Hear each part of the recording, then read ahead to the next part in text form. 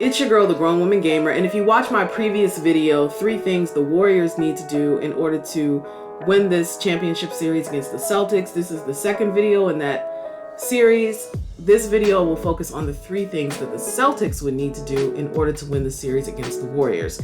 Before I get into that, you know what you need to do. Subscribe to the channel, hit that notification bell, comment whether you agree with me or not, and don't forget to share if you care. The single most important thing that the Boston Celtics will need to do to win in this series against the Warriors is simply to make good decisions. One of the biggest weaknesses that I see with the Boston Celtics is a lack of good decision-making, focus, and attention to detail in moments where it really counts. In an NBA championship, when you're playing against a team that is as elite as the Warriors, every single mistake you make, you're going to pay for it, especially if it allows the Warriors to get out in a fast break situation where they can swing the ball quickly and pass the ball to any one of 3 or 4 players on the floor who can pretty reliably shoot the 3. If you are consistently turning the ball over, you will put yourself in a situation where you're chasing them and chasing a big lead because you've basically set the table for them to shoot you out of the gym. You have to play smart. You have to play efficiently, you have to know when to push, when to pull back, and you have to really read everything. And that takes a level of experience, poise, and maturity that we can see glimmers of with the Celtics stars, Jayson Tatum and Jaylen Brown. They're pushing towards being there, but they're not quite there consistently. That would be my biggest qualm with this team. And I hope that the importance of this moment in their careers helps them to raise the bar a little bit for themselves as far as managing the basketball, managing the game, and making good decisions. The second thing that I think is going to be really important for them is the play of their role players. So Jayson Tatum and Jaylen Brown are phenomenal basketball players. Jayson Tatum is on the cusp of being one of the most talked about and celebrated young players within his class or within his generation. He is so fun to watch. I'm not here for Kobe comparisons. I don't like comparing any player that I've seen in today's NBA to Kobe Bryant, but I have to admit that watching him does give me that feeling because of all the various things that Jayson Tatum can do well. That's one of the things that made Kobe so exciting. He could dunk, he could finish around the rim, he had crafty layups, he had great handles, he could rebound, he could play defense, he could shoot. Jayson Tatum has so many different aspects of his game that are operating at a high level that watching him is fun in a similar way to how it was watching Kobe. Like I said, I'm not making a comparison between these 2 players, but I can say that much. In this series, the play of Derek White, Al Horford, Robert Williams, I'll even include Marcus Smart in that, it's going to be very important. Everybody is focused on Jayson Tatum and Jaylen Brown, trust and believe. But the Warriors are so smart that they are going to be prepared for so much more than other teams would be prepared for. I'll give you an example.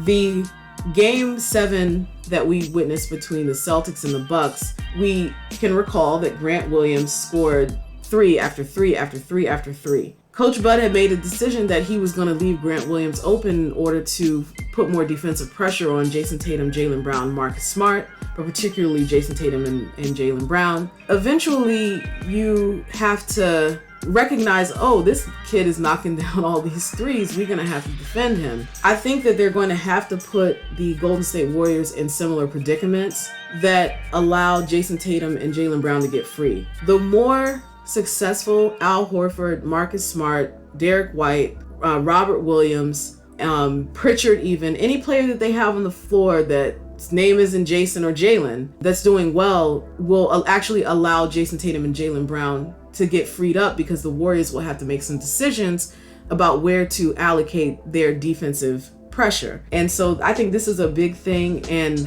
one of the biggest challenges that Ime Udoka faces. But if he can get that productivity out of his role players, I think it's going to make this series extremely challenging for the Warriors.